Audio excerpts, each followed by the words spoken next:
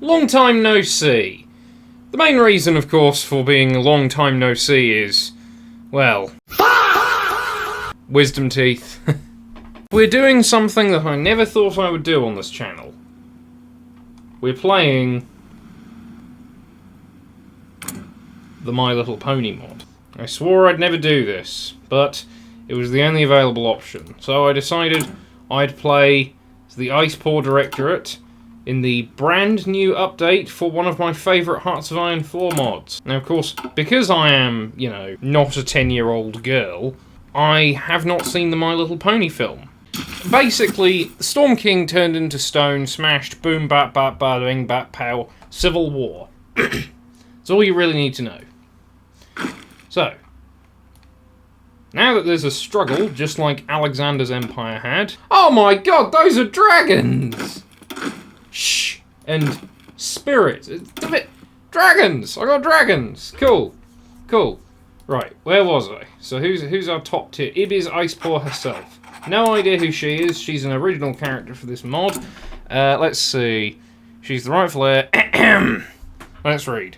Ibis, or Ibis, I'm going to say Ibis. Ibis Icepaw was one of the few commanders that foresaw the inevitable fracturing of the kingdom she served, which was precisely why she took an otherwise undesirable position as a regional commander in the occupied territory of the Zwahil, which would be here. The Storm King's victories in the conquest of the Great Lakes and beyond led many to doubt or entirely forget Icepaw's decision to enter early retirement in spite of her high rank. Throughout His Majesty's many early successes, she continued to believe that the kingdom and its empire would collapse once its armies met a significant loss, and was eventually proven correct. Unfortunately, the sheer speed at which the legions and the government buckled under their own weight was far from vindicating. The Field Marshal stood and watched from the sidelines as talks between the Storm King's now bickering advisors began to break down, as she was unwilling to weigh in on domestic affairs with her political inexperience, instead waiting to see if a successor could be chosen. When it became clear that none of His Majesty's civilian aides had the sense to compromise and cooperate, she accepted that a civil war was imminent, and resolved to end the coming conflict herself.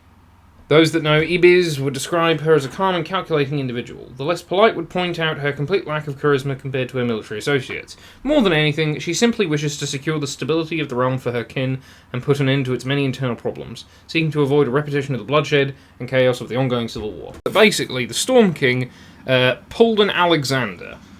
He conquered a large amount of territory, didn't name a successor, then died immediately afterwards, and, well, Alexander the Great things happened. Or not so great things happened. Let's begin the Civil War. We're up against the Gizwindid realm, the Thundarian Majocracy, and the Stormland Regency. So we've got Spooky Mask Guy, Gandalf, Andrew Tate. Right, this will be an absolute cakewalk. Yeah, we've got an ideal number of divisions at the front. We've got no political power. Oh my god, that's a lot of history. Which I won't be reading, because, I mean, I won't read them myself, but, you know, I don't want this video to be about 3 hours long. I mean, if anyone would want to see me read those for, like, 3 hours, I'd make, like, a supercut video with me just reading things, but as you've seen over the years, my my reading skills, I'm good at reading, I'm not good at speaking and reading at the same time. Hold on a minute, why don't we all just try and jump this one area here? Just go once more onto the breach. Ooh. Careful, careful, careful. Careful, careful, careful. Oh. Right. Just look for really, really specific weak points. Oh! They didn't have a defense there. This will be easy. It'll be a right cakewalk. If my computer doesn't freeze. Come on. I haven't got all day. I need to record this and then edit it. Get a move on. Thank you. Oh. Looking at everything we've got here, everything seems to be going perfectly swimmingly, and we should be able to mount a unified attack and push. is... Oh, God, more reading. Right. It has been... It had... Look. My face is still somewhat swollen from the wisdom teeth removal, so... If I'm not as good as I usually am, which, again, is most of the time quite shit, don't be too hard on me. It had been some time since Ibi's Iceboar had enjoyed a half-decent rest. Organising a war effort without the support of a traditional civilian government was no small feat, and it had expectedly been exhausting. Soon enough, she would once again find herself back in Why did I choose the African-inspired part? I can't pronounce any of these names. No. Oh, God. How am I going to butcher the name of a place that doesn't even exist? Right. Mzizma?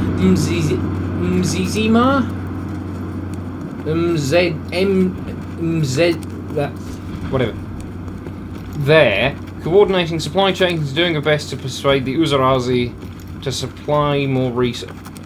provide more resources that the Directorate would use. She had known it would be a stressful, difficult, and bloody process, but if that was the price of ensuring the kingdom's future stability, then such means justified the ends.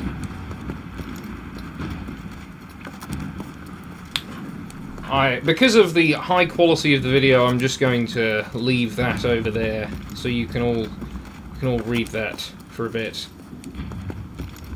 Because my jaw is specifically the left side of my jaw still is so swollen it feels like there's a bloody stone sticking out of my jaw. So yeah.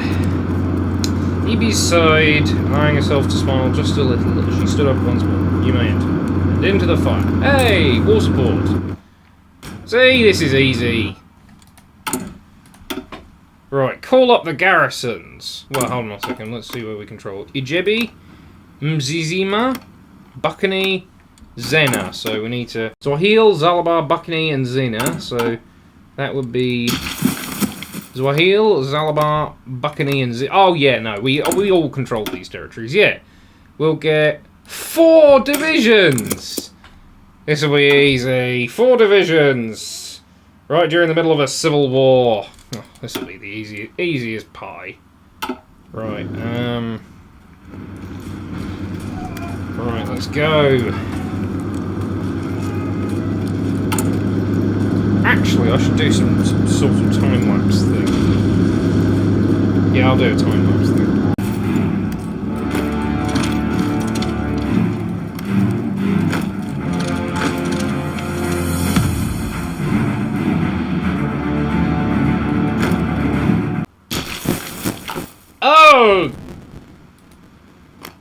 Oh! Oh God, there's a weird bug noise.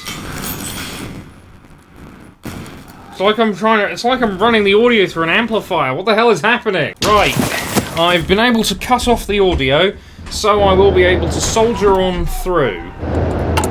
Just you will not be hearing anything whatsoever from the game.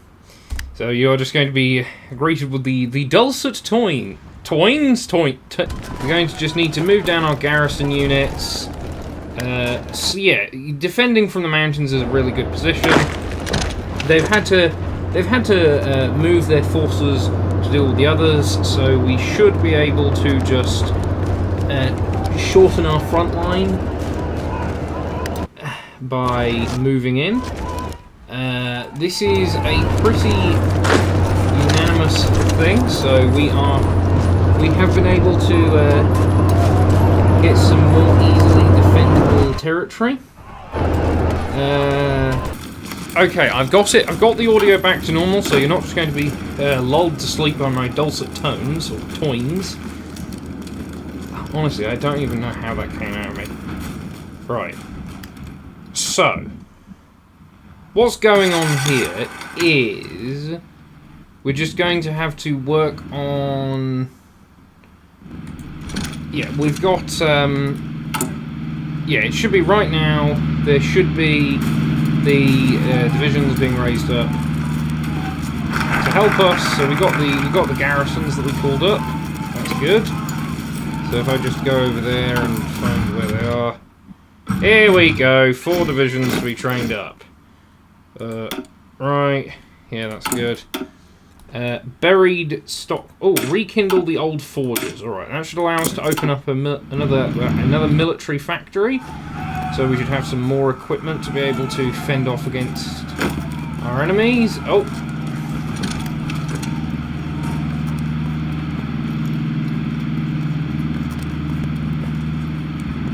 We should be doing pretty well in terms of slowly trying to... Oh, shit. Okay. Right, hold on a minute. How about we both try and simultaneously attack this guy over here? Yeah, this is good, this is good. Hold on a second, we should all be working together to try and encircle this one guy. Right, okay, we're going well on the encirclement front. The 3rd Civil Protection Unit should be doing well. We are going to be able to encircle. Actually, I think because it's mainly just going to be combat without much discussion, I think I will actually go back to my earlier plan.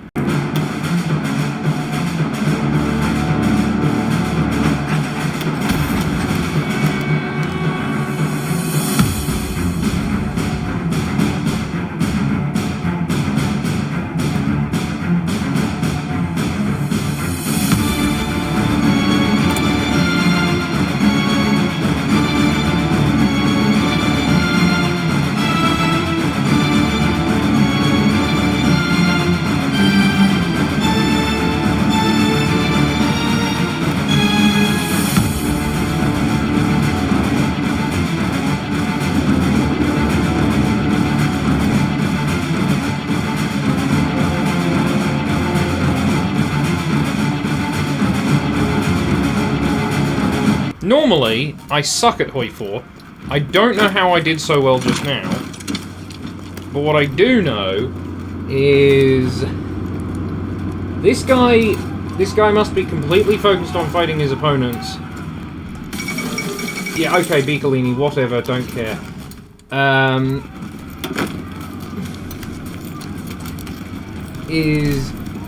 Hold on a second. I can just encircle this guy. And I'm just gonna do that, right? Yeah, obviously, I'm just encircling his divisions so that I can take out my enemy.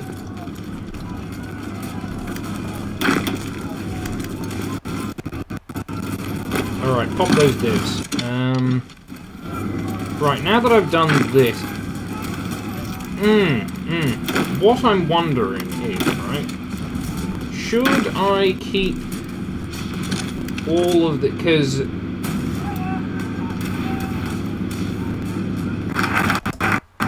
Yeah, trial by fire. I've promoted some better commanders. I read that as not blackface for a second. Reactivate old force. Why would that reduce stability? Okay.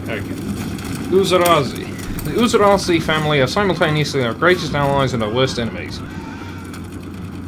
Not going to make any topical jokes on that one. They successfully fought against the Mazui before the Storm King demolished both kingdoms in one fell swoop. But Ice Paw saw the value in local help. The connections and friends you made half a decade ago now have their own role to play in the Civil War. Oh, there's some railways we can build. That's good. Supplies are always very important.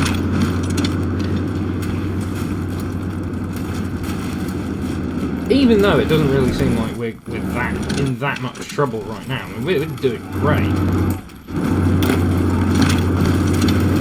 Yeah, look at this. Oh, they're going to the front lines. Right. Okay, so... that's the problem. Wind ball. Yeah, the Gizwinded. Oh, they are basically out for the count.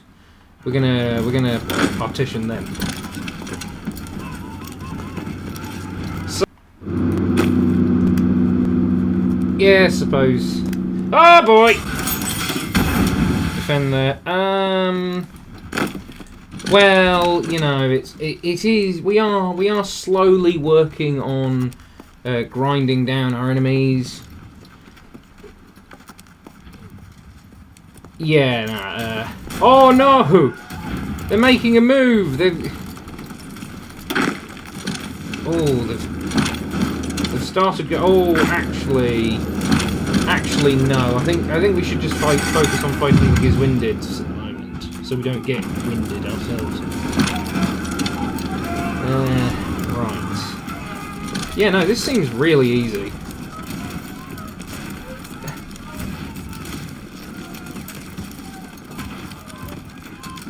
Slow and steady wins the race.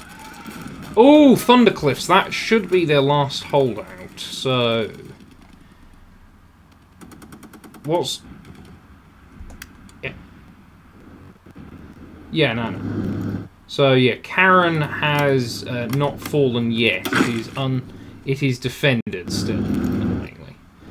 So it seems like we'll just have to keep on pushing against them. Does it feel like everyone has sort of just abandoned... yeah, because they're marching over there. And once they've done that, I think we just need to wait for them to do that, and then I'll be able to just attack. Fucking hell, it takes a long time. I suppose seeing as we're all Yetis, this is why I have to agree with Snowball. Two legs good, 4 legs bad. Reverse. Was that Snowball? I don't remember. The only time I've ever read Animal Farm was when I was forced to for a school assignment. Hated reading it. Hated it. I'm very happy that Orwell is spinning in his grave. I've got a sick pleasure knowing that this stupid film that's going to be releasing in a wee while is going to be ruining that piece of media's reputation. It's yes, very spiteful man. And I am a man now. I've lost my wisdom teeth. It's like that's a sign that I'm a man. Oh, let's see. Directorate's efficiency, but seeing as actually we don't have any metal, I think we can go down the civilian factory route instead of the military factory route this time. I feel like we can do that. It really doesn't seem too much. Like, it seems that the Gizwindids are almost completely, well, winded. They're basically out of the picture by this point. So, obviously, we're just... Seriously, guys, what is taking me so long? Just... All of you should be pushing in against the enemy. Slowly encircle them and then grind them down. So, assuming we maintain a coherent rate of last remnant of dinosaurs. Ah, yes. My friend, this is a very steep price for a railway. You do understand just how much you're requesting out of my family's pockets, yes? The zebra asked, as politely as he could. Ibi's nodded, her expression as difficult to read as ever. I am well aware, Imamu. I am also aware that such a price would be far too high for any other Zwahil family. This sum is for the railway system as well as the engines and cars that will run along it. The zebra winced as he took another look at the immense price tag. Imamu understood the necessity of cooperating with the field marshal if his family and influence was to survive the civil war. Unfortunately, that occasionally meant that he would be faced with a request like this. It was a price he could pay, but his family would not be happy to learn that he had agreed to pay it. Ugh. On the other hoof, if Icepaw herself was making such a massive request, then it probably meant that it was a project he should support. He set the paper down on the table between them with a contemplative frown on his face. I assume you also know that my peers will not be best pleased to learn that I've accepted such a challenging contract, shall we say. He would have done this. As you obviously can't see me, I am doing the air quotes, but he cannot do air quotes because he has hoofs. Hooves. That was my understanding, yes, the Yeti acknowledged, before raising a finger to continue. I plan to repurpose it into a largely civilian railway after the Civil War. You may consider it an investment, if that makes the deal easier to accept. He held a hoof to his snout for a moment before picking up a pen with his mouth. and begrudgingly signing off on the construction project. I do sometimes wonder if deciding to work with you is a poor choice, Iris, he said, with the pen in his mouth. The alternative would have been far worse for both of us, my friend. I wonder why my YouTube video retention rate is so low. She returned with a subtle smile, inspecting the paper for a brief moment. Imamu couldn't tell if this was a threat or an that's not a real word. Admittance is not a real word. This is a made-up horse word. It's nonsense. It's nonsense. It's balderdash. Bloody plane!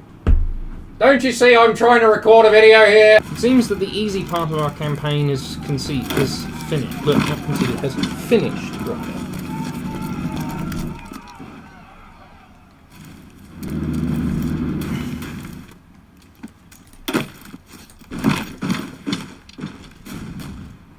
The slow and steady march has continued. Our enemies have devastated themselves, and we are left having not lost a thing.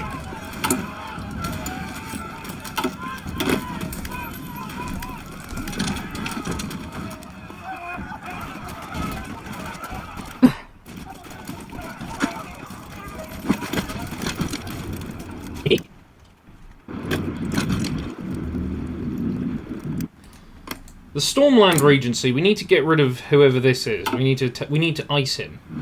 See what I did there? Ice. It's a pun. Kill yourself! We need to deal with him quickly, and I think this will be easy. He appears to have the smallest army. Really, it seems the Thundarians are going to be our big challenge. He has an army of, let's see, 11 to 31 divisions. But if we just get him pinned down on that one spot, I think we can definitely just pick him apart. The Changeling... Why is Chrysalis sending volunteers? What's going on? Yeah, no, this seems like it is a major spot for the Thundercliff. Yes, there's Wahil back there. Right, we've got that. Now. Whoa, cool, and out into the caves. There are few who understand the ways of storm creatures, and even fewer that understand why they serve Yeti leaders and rulers so willingly.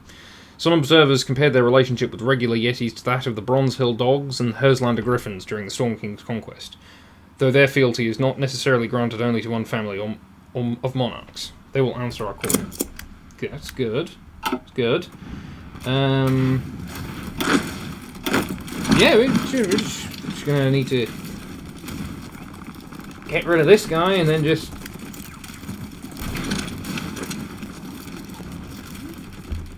Yeah!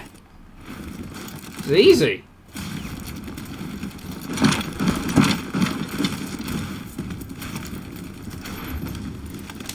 Yeah, no.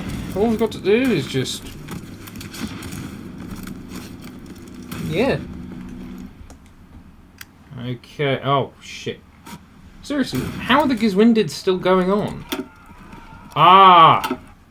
Wait, hold on. If we take the cliffs, then we win. Okay, Gizwindids. It is of the utmost importance that I assign you to someone with a ridiculously high attack level. Verka Stormfall. Go! That's what's important right now. Is that you are able to deal with the Gizwindids. Because once they're out of the way, then we have far less enemies to fight. Okay. Oh yeah, no, hold on. We can just go and deal with this. This is easy. Look at this. Look at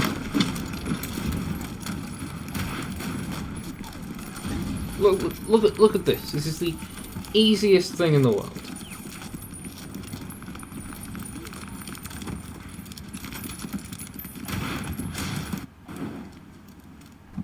Alright, let's see. How many divisions do the others have? Ooh, yeah, no, there's... Ha! Perfect! They're distracted!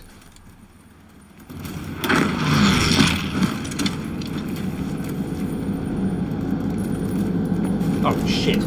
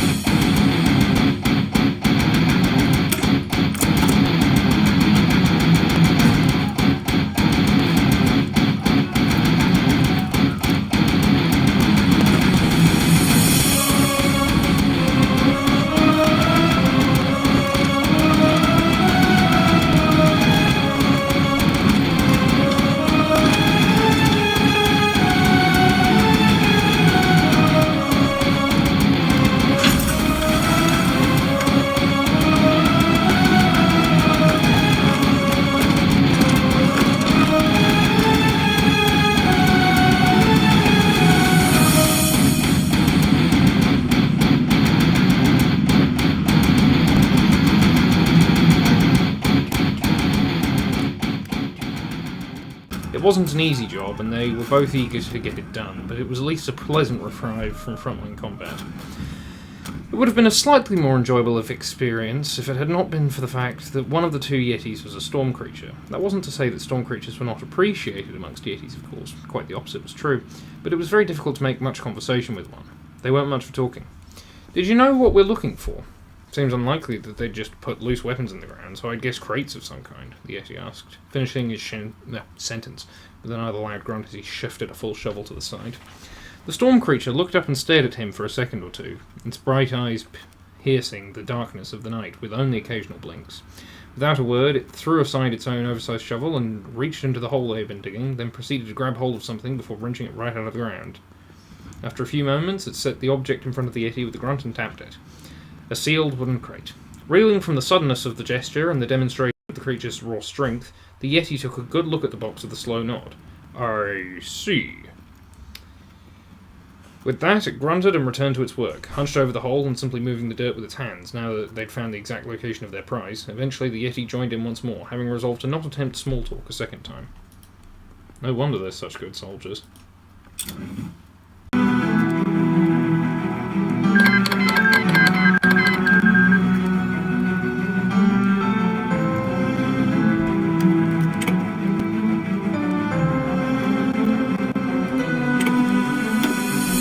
We have beaten the first issue.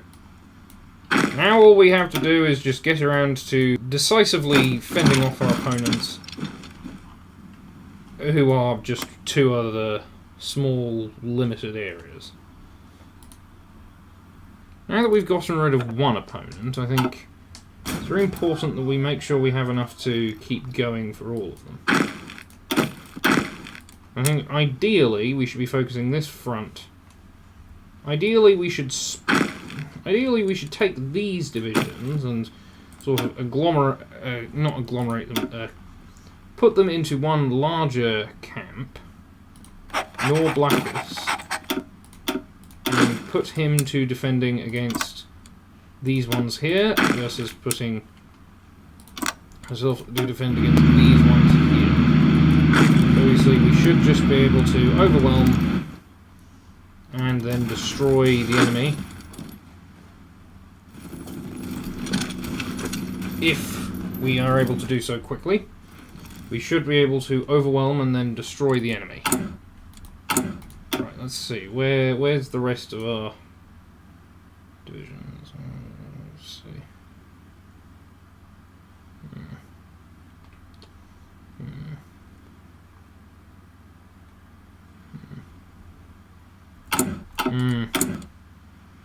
Well, now we do have a limited degree of industry, so we should be able to train some Storm Legions. Yep, we've got all the Storm Legions we need. Let's add some more, and we're out of pony power. Limited conscription, extensive conscription. We really just need more divisions. That's all we really need. Right, what's this technology that I'm researching here? Legacy of prolonged warfare. Interesting. Right, so it seems our army will now be splitting over these ones here.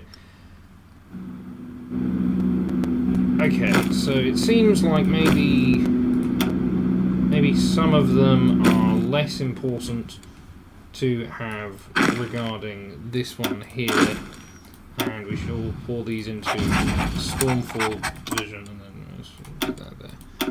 Sort of get that, which is supposed to just be deep. Yeah. This is roughly what I was expecting. Okay, so now we should be able to get one moving over here. Yeah, so we just need to get rid of our two remaining enemy forces. Oh, fuck off! We need to kill this.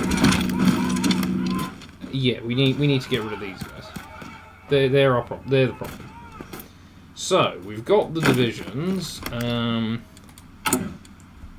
Does not appear that there's any option to raise divisions like there normally is in Civil Wars in Hoi 4, which is a bit of a problem because we are literally just too thinly spread out.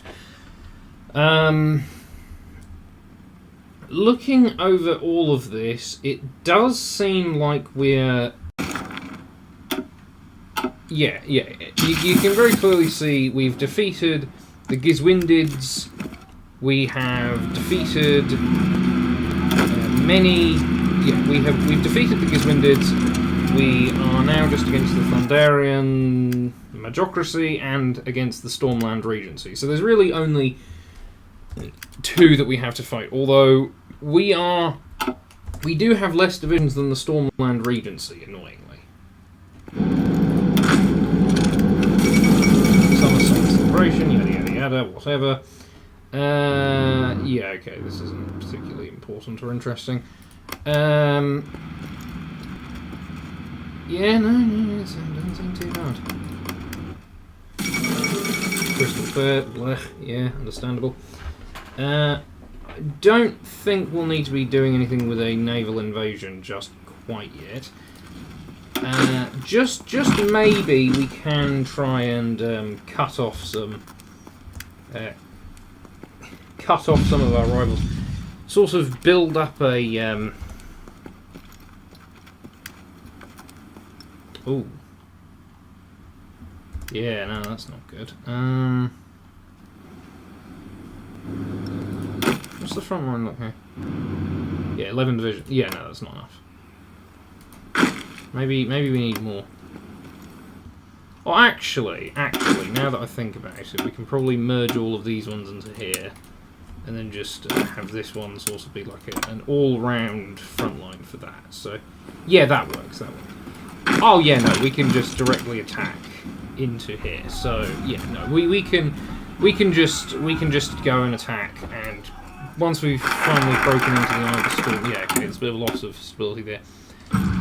Yeah, okay, more penal battalions. Just so we can win, I think penal battalions are a good idea ultimately. Just in case. Looking at it this way, it does seem like we have a small territorial. Looking here, it doesn't appear that there's too much that can go wrong. It seems like we should probably just try and bolster our forces with some penal battalions, and then we'll be all in the clear. Yeah, no, it's not. 1007 isn't even over yet.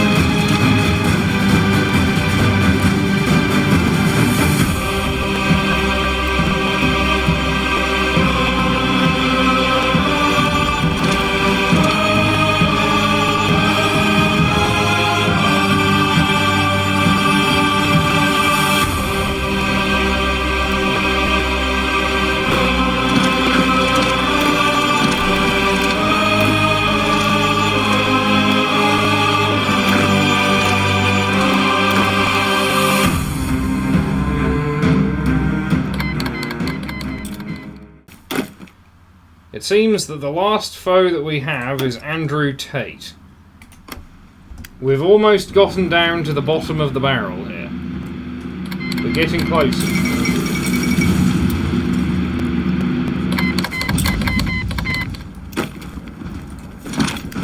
If we were to just apply that everyone should be trying to pour in at least a little bit of effort so that our whole operation doesn't fail miserably, then maybe, just maybe, we would be able to actually push in and do something. Because we have been pushing for a while and it is taking its sweet time for us to successfully... We've made a beachhead on the island. On, you know... Stormland itself. So obviously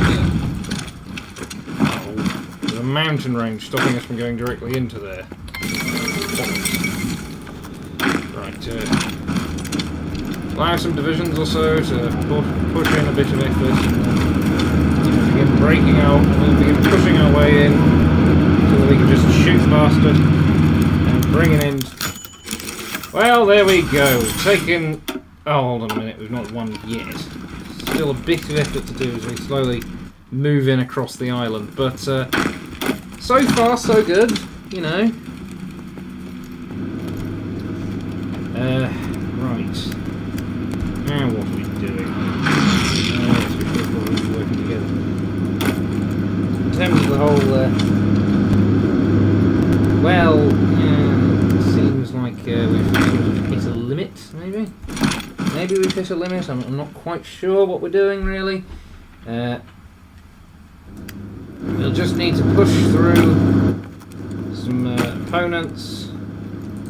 Right then, we'll just push into Lightning Harbour.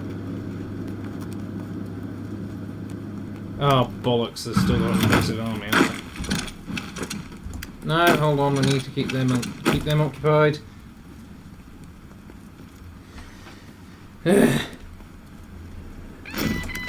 Yes, we've got more bloody divisions. Let's keep going with the whole divisions thing.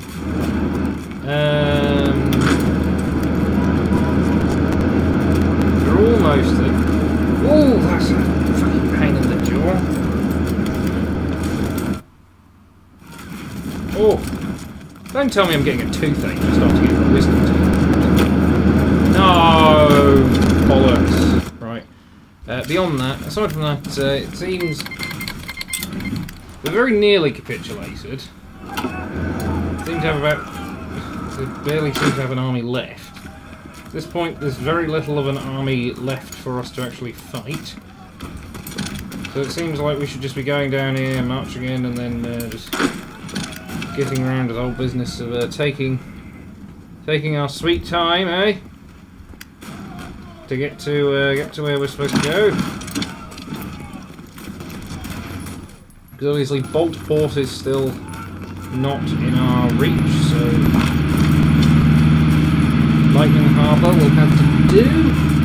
Obviously, we are still pushing a great deal of strength through across the boundaries to get to where we are supposed to go, which is, as you know, here. Right, so, looking at it now, it seems like we've almost got it there. Seems to need a bit more force to get this over with quickly, so that we can indeed have our spot. So, march into Boltport should be done. There we go. It's done. We can claim the Horned Crown.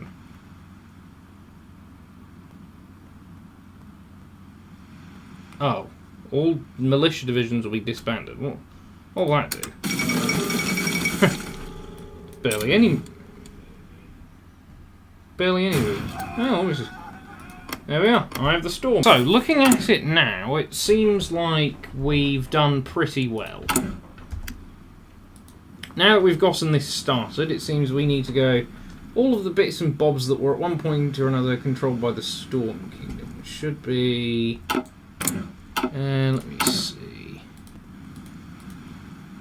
Oh my goodness, that's a lot of states. So, looking at this, that would be what?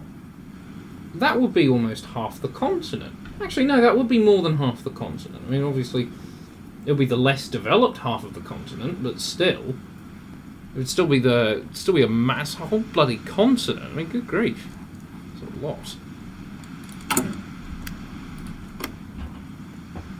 Obviously, we're going to have to start with fighting off some others. So we're going to have to just do what the Storm King did, of do all of that conquering, but unlike when the Storm King, well, you know, we will just sort of hold everything together, put everything together, keep it together, name a successor.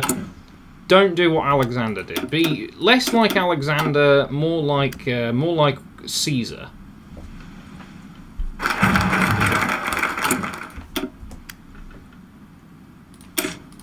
Right, so I'm just going to need to fill out the rest of the focus tree until we get to For the Good of All Yeti, which finishes the thing so we can actually start doing civilian stuff.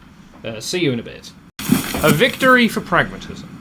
In a dugout just outside the confines of the Eye of the Storm, Ibi's ice paw was carefully composing a short speech. It would not be the best of speeches, but it would be something to say to the public once the Civil War was finally over. Well, a bit late for that, love. It was effectively over at this moment, with their forces... Well, yeah, I mean, it is over. Soon enough that someone came. That someone came. Not an officer, but a regular radio operator. Ma'am, permission to report? Granted, came the response, accompanied by the soft thunk of a pen being set down. The soldier was carrying a torn scroll of paper covered in Horse code scrawls and tacked on notes, looking to the bottom of the half-killed sheet and staying silent for a moment or two. It's over, ma'am. All targets neutralized, all objectives met. Officers in cuffs or caskets.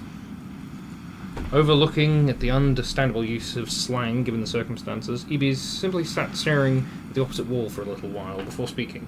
Thank you. Inform my subordinates to execute our pre-planned reorganization protocols. I will be here for a few hours if I am needed. Dismissed.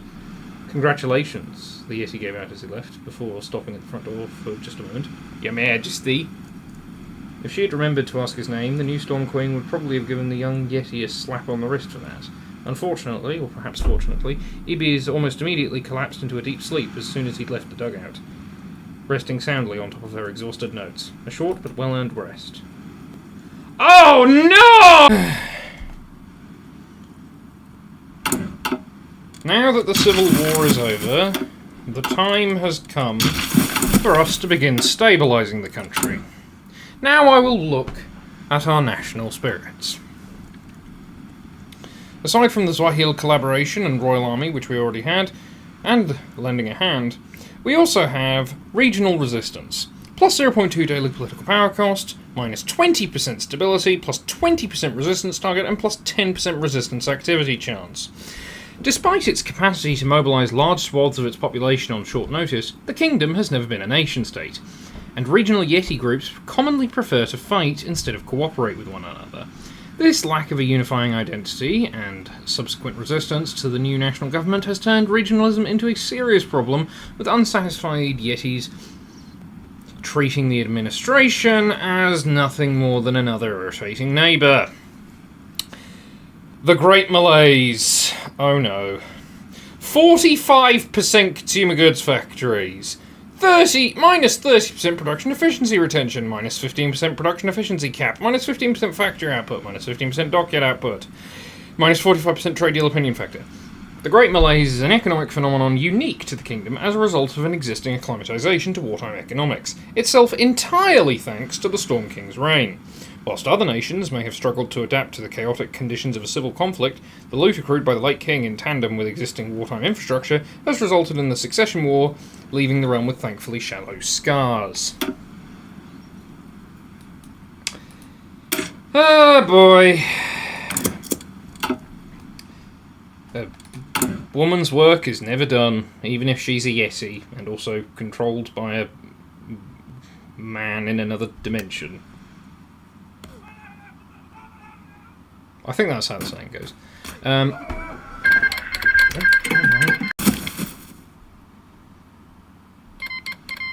Yes, I know. Civil War. That sort of thing. Right, so while that's going on, I'm just going to look at our...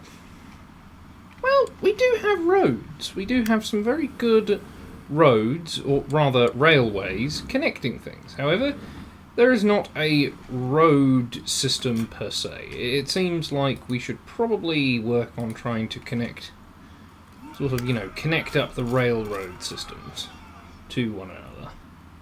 Oh no.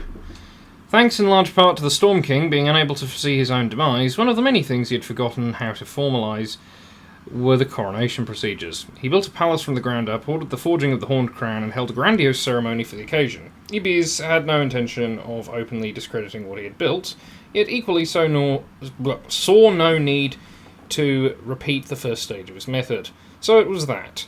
Ibis Iceport found herself sitting on his late majesty's throne within his late majesty's palace, sitting before a near-perfect replica of the lost horned crown upon a pedestal, and when the time came, she stood, and the congregated creatures kneeled at her hooves. Oh yeah, Yetis have hooves in this, I forgot. Waiting as she approached the podium and took the new crown jewel in just one of her powerful hands. In her calloused and scarred digits, the beautiful metalwork and jewellery was as delicate as could be. In her eyes, it was little more than a trinket, with only as much meaning as this ceremony gave it. She wouldn't be wearing it around like the Storm King used to. Standing in front of the assembled crowd of generals, citizens, industrialists, and perhaps most importantly, Imamu, she placed the crown upon her own head and drew an enormous sword-front scabbard on her hip. Her eyes were drawn to the head of the Uzarazi family kowtowed before her as she grabbed the edge of her blade and slammed its hilt into the floor with an incredible clang. All rose from their deep bows as blood from the Storm Queen's hands trickled down her weapon. Chants of "Hail!" ran out around her as she repainted the red marks on her cheek in her own crimson gore, thinking most about a zebra and the speech she was about to give. Welcome her with open arms. Ooh, now we can see how compliant they are. Let's see, keeping the promises. Pardon the correctional divisions. Yeah, sure, we can do that now. That'll be easy. We don't even have any correctional divisions left. Yeah, things are looking good. Oh, more reading. The Hailstorm Trial. Oh, Iquus! The guy I was calling Andrew Tate. Let's see what he's going to end up having done to him.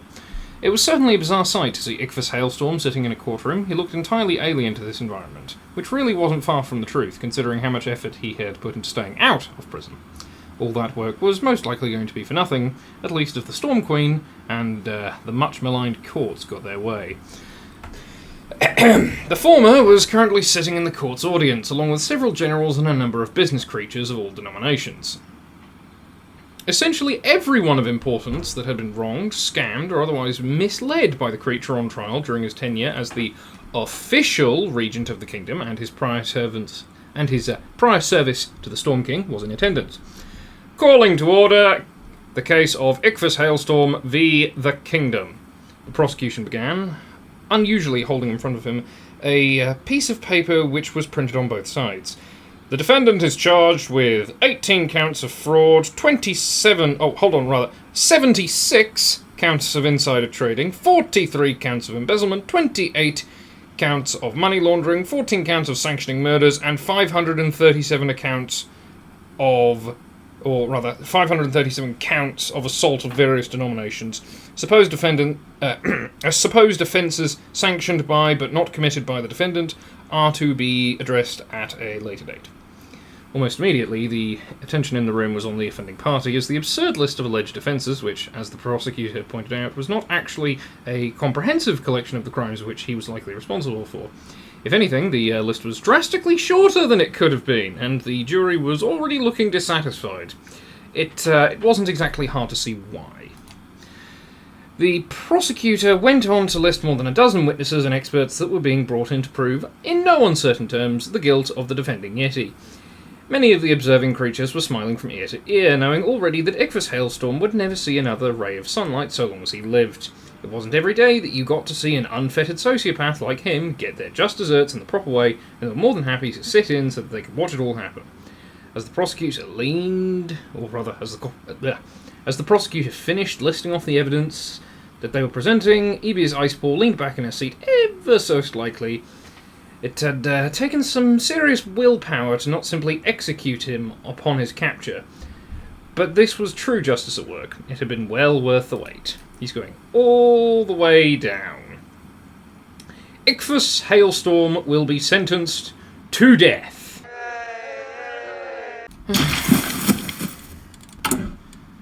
In the meantime, while we're waiting for the rest of those factories to get up... Oh my goodness, where did our industry go? How did we do all that conquering without any bloody industry? This is mad. No more spells. Ibi's Icepaw was walking through the palace in the direction of her next meeting with the General Staff when she was interrupted by a runner. Your Majesty! We've just brought in Tensfair!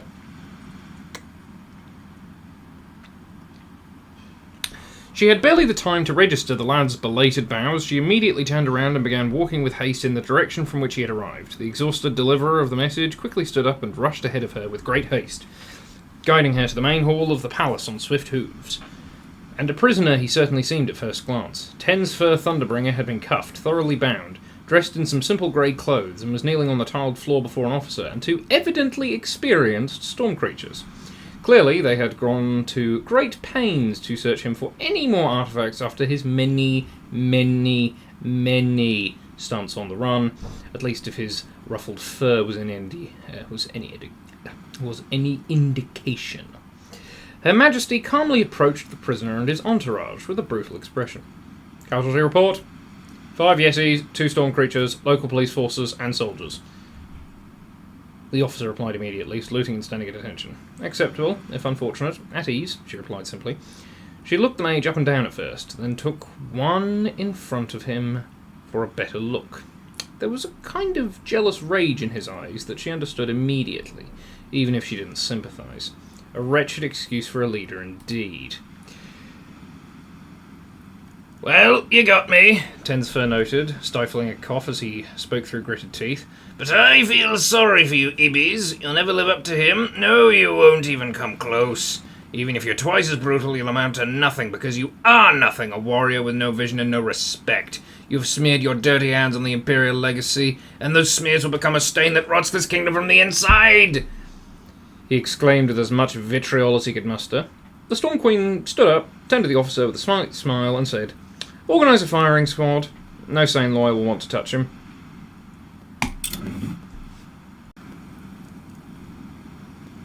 Geese.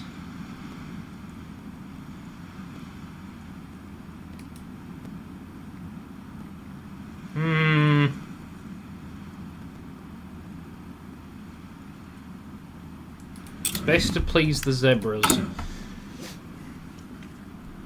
Just so we can set up the Empire properly. So, as you can all see here, if I can just move up properly to show off the conquests and tributaries of the Storm Kingdom. So, at the northern tip, we would have the Boltrians, Quagatai, Zorantia, and Hippogriphia, including all of the northern portions of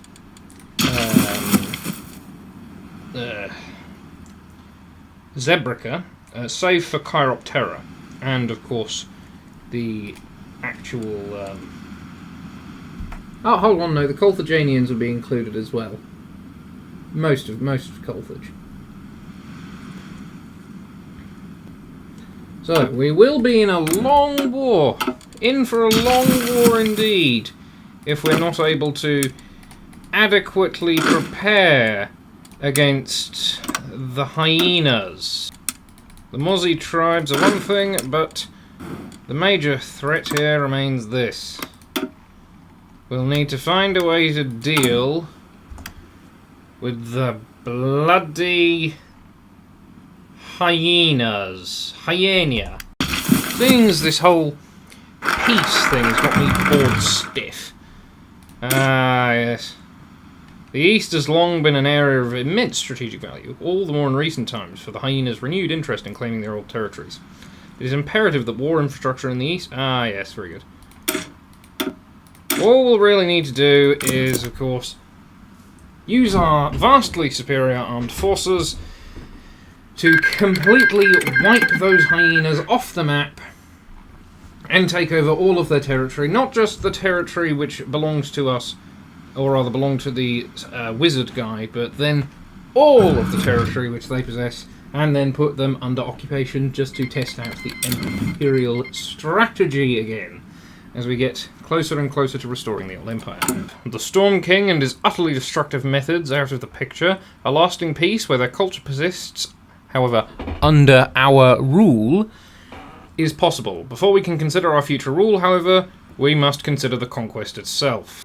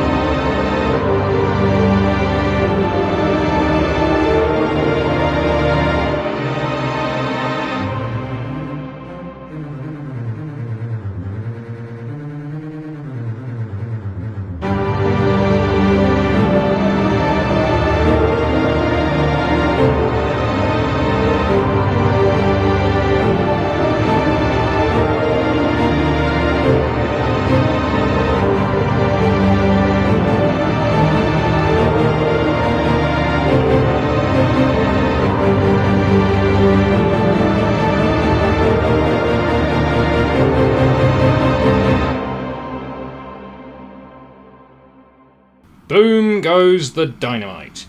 No more hyenas. Well, the hyenas are still there. I haven't done a genocide. But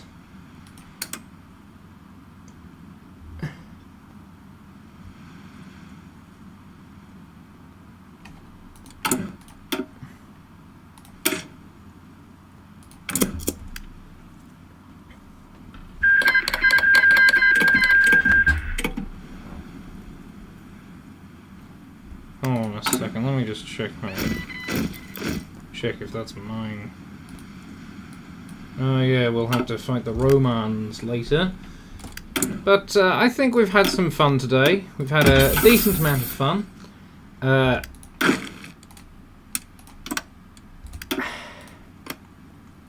We've just got to get around to establishing the infrastructure, and then I feel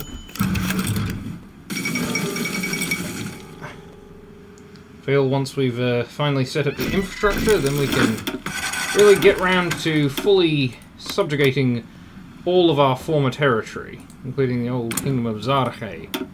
who has 20 divisions, we have 31. I think we have the better divisions, militarily speaking. Hazeb would be just the easiest thing in the world to conquer.